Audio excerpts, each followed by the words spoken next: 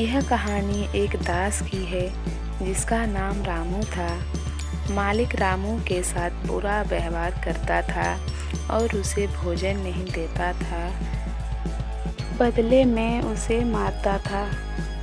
एक दिन मौका पाकर रामू मालिक के घर से भाग गया। पकड़े जाने के डर से वह रात भर भागता रहा। सुबह होते होते वह जंगल में पहुंच चुका था। जंगल में उसे एक गुफा दिखाई दी। वह बिना कुछ सोचे समझे उसमें प्रवेश कर गया। रात भर भागने के कारण वह बहुत थक गया था। इसी कारण लेटते ही उसे नींद आ गई।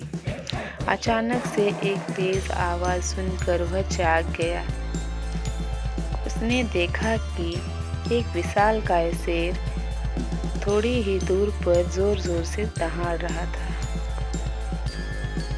रामू काफी डर गया था, लेकिन शेर गुफा की द्वार पर ही खड़ा था, इसलिए रामू वहां से भाग नहीं सकता था।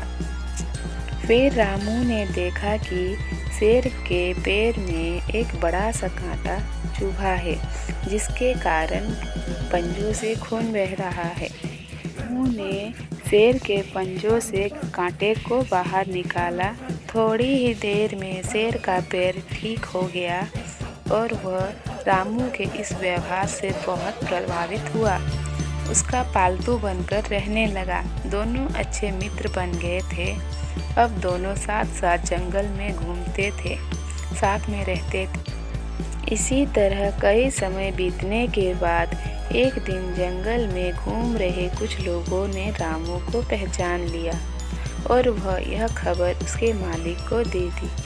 मालिक ने उसे सबक सिखाने के लिए रामू को पकड़कर पिंजरे में बंद कर दिया। उसी पिंजरे में एक भूखे शेर को भी छोड़ दिया। रामू शेर को देखकर काफी घबराया हुआ था।